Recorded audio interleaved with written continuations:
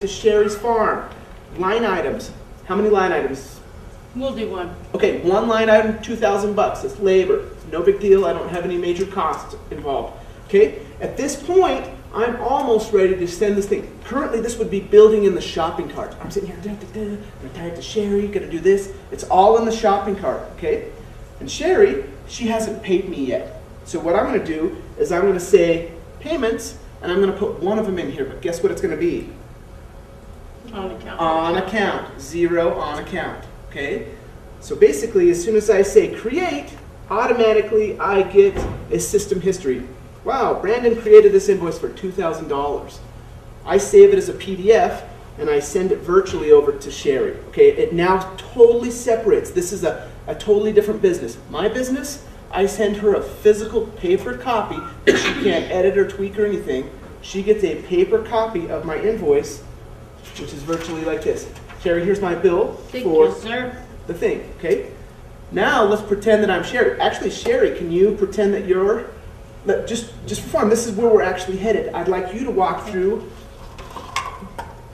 You're going to be paying me, okay? I just submitted a bill. I'm either at your desk or I'm gone, but let's virtually create this little item. Like, what do we have? I'm going to create my main Okay? because I need to. That creates the object. It creates Yeah. my object. I'm going to be paying more digital designs. I will enter my line items. Okay, so hang on just 1 second. If you're going to pay me, you actually need to add a vendor that's somewhat connected to the main. Oh, that's okay? right. Here we go, because Yep. he's connected. He's my vendor. And if you wanted to connect, See, you can connect. I couldn't find my string. Oh man. So just so you know, that's the main is connected to the vendor. Who's getting paid? Okay. Right, You're with doing- your you're date doing and awesome. your amount and the vendor you're going to pay.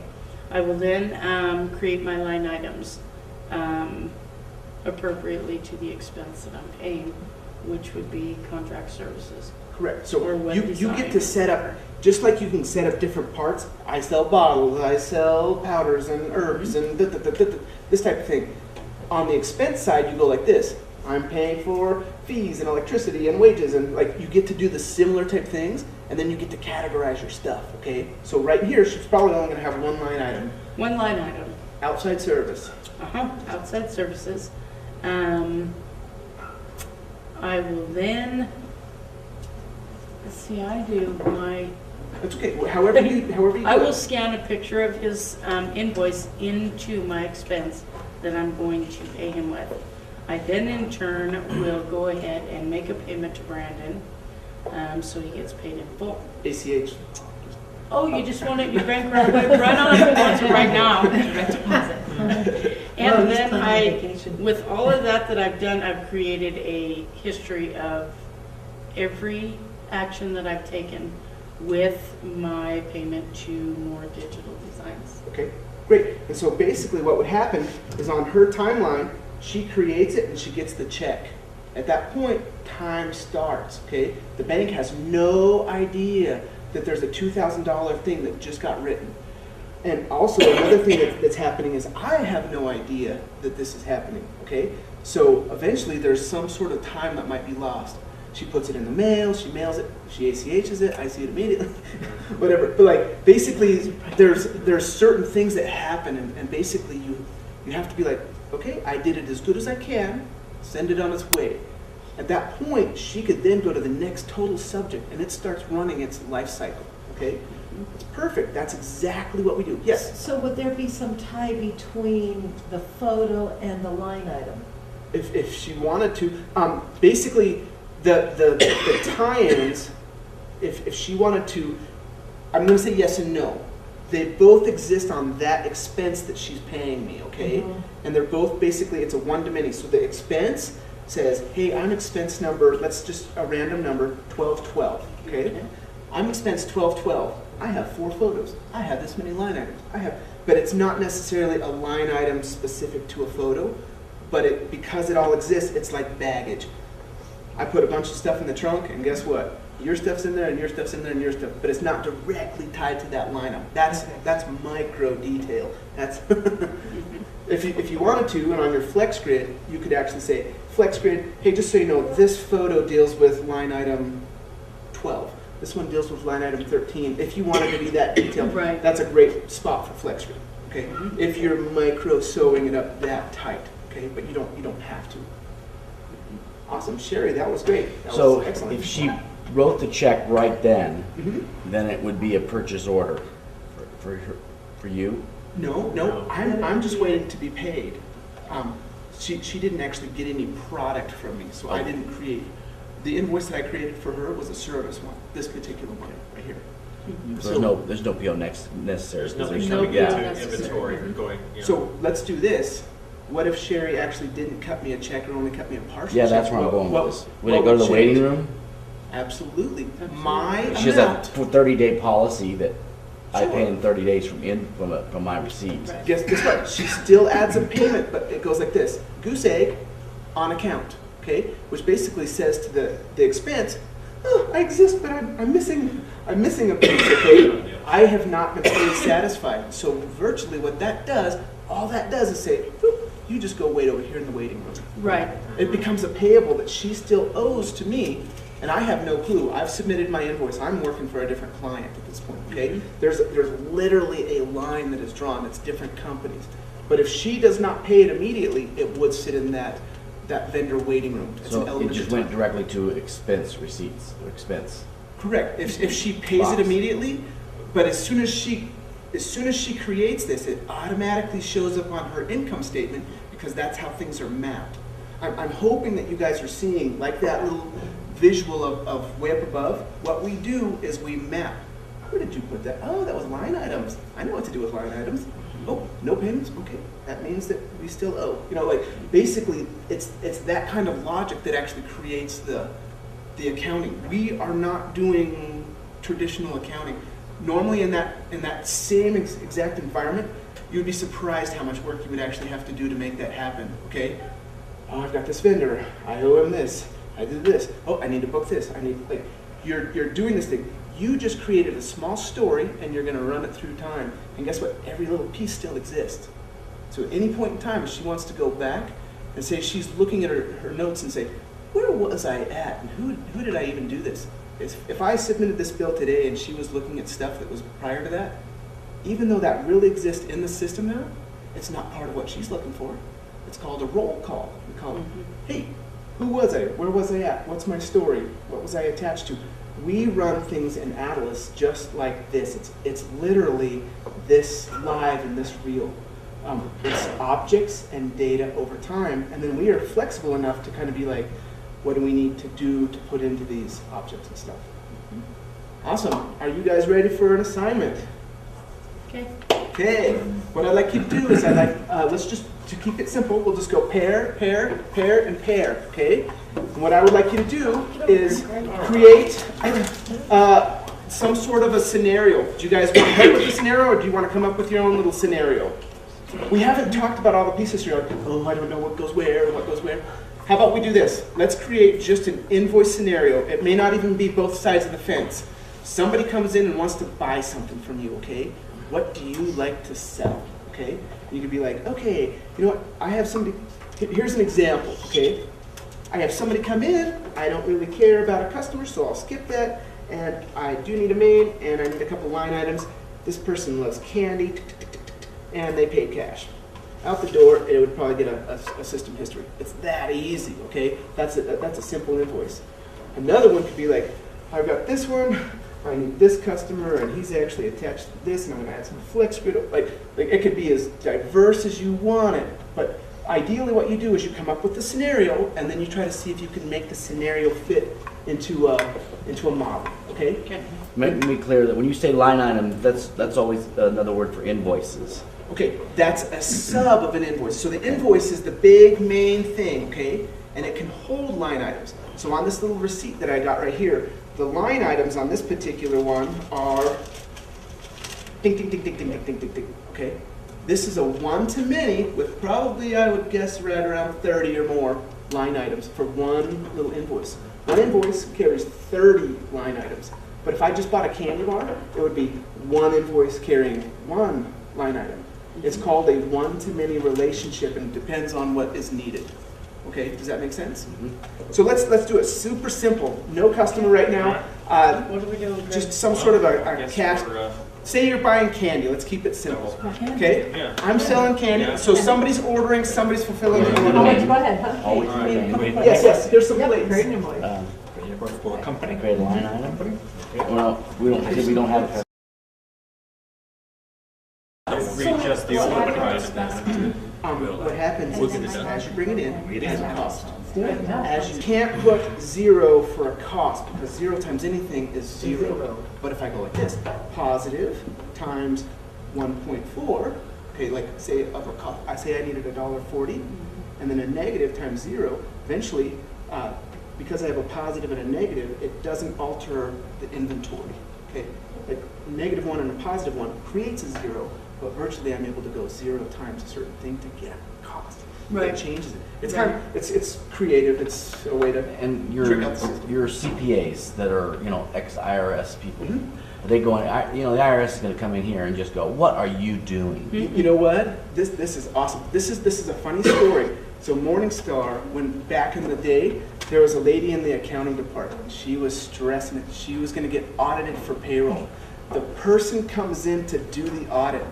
Comes in, just big wig type thing.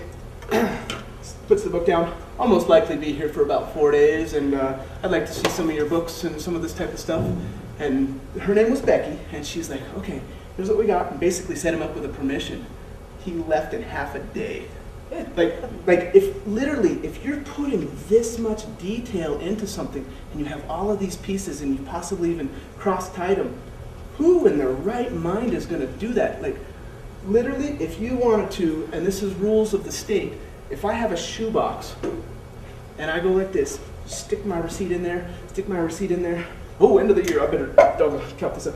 This is legal accounting, okay? And if you're doing this and you're like, D, tracking uses, histories, who did it, oh my goodness. You just won the battle because you're documenting a story. Yeah. It's night and day. Like, that's a funny story, a real life funny story. A 4-day audit on payroll ended in half of a day. And the person's like, actually, you were overpaying your employee by, that type of thing. It was kind of funny, but I can't promise that's Well, for we've had every two little of them thing. there, and I passed with flying Right, colors. we got a But refund. If Yeah. you document if you document the story, it's amazing. It's amazing. And that flex grid, it can help you document that story.